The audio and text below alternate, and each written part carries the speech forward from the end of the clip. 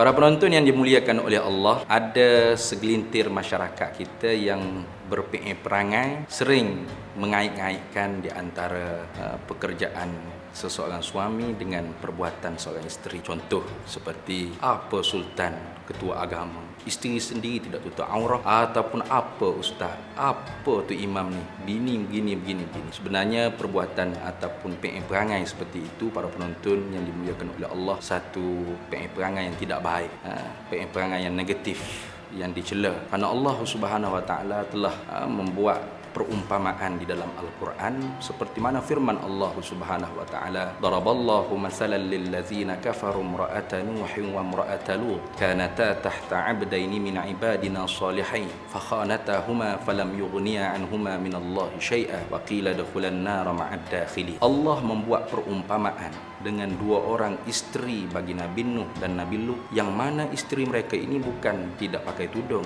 bukan tidak tutup aurat saja, bahkan kafir kedua-duanya. Padahal suami mereka itu Nabi, maka kedua-duanya nanti akan dihumban oleh Allah Ta'ala ke dalam api neraka. Maka para penonton yang dimuliakan oleh Allah, kalau kita hidup di zaman Nabi Nuh, Nabi Lut, apakah kita akan mengatakan perkataan seperti yang kita kata kepada sesama kita begini? Apalah Nabi Nuh, Nabi apa? Tak layak jadi Nabi. Isteri sendiri pun kafir, kan saya kata tutup aurat, isteri sendiri pun kafir, anak sendiri pun kafir. Maka ini bukan contoh tauladan yang sangat baik. Barangkalinya kita akan termasuk di kalangan orang yang tidak beriman kepada Nabi Nuh dan Nabi Lut kalau kita ditakdirkan oleh Allah hidup pada zaman Nabi tersebut. Maka isteri seseorang itu tanggungjawab bagi seseorang, bukan tanggungjawab kita.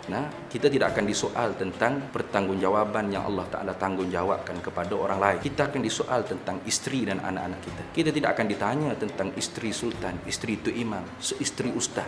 Itu tanggungjawab bagi sultan, bagi raja, bagi suami masing-masing. Maka jangan kita menyebut tentang pertanggungjawaban yang tidak dipertanggungjawabkan di atas kita. Kerana itu semua ujian untuk hamba-hamba Allah. Ada di kalangannya suami yang soleh, isteri yang toleh, yang tolehah, isteri yang jahat, suami yang baik. Ada suami yang jahat. Allah Ta'ala buat perumpamaan yang lain. Wa daraballahu masalan lil ladzina amanu imra'ata fir'aun idh qalat rabbi ibni li 'indaka baitan fil jannah wa najjini min fir'auna wa 'amalihi wa najjini minal qaumiz zalimin. Allah Ta'ala buat perumpamaan dengan isteri bagi Fir'aun yang mukminah, iaitu Asiyah. Walaupun suaminya jahat, suaminya Fir'aun yang terkenal kejahatannya, mengaku sebagai dirinya Tuhan, tetapi isteri kepada Fir'aun iaitu Asiyah seorang mukminah solehah yang senantiasa mendoakan kepada Allah supaya Allah Ta'ala menyelamatkan dirinya daripada perbuatan zalim Fir'aun dan perbuatan-perbuatan yang zalim yang lainnya. Maka inilah yang patut kita ambil contoh. Apabila suami kita tidak baik, maka tak perlu kita mengadu di Facebook, di Twitter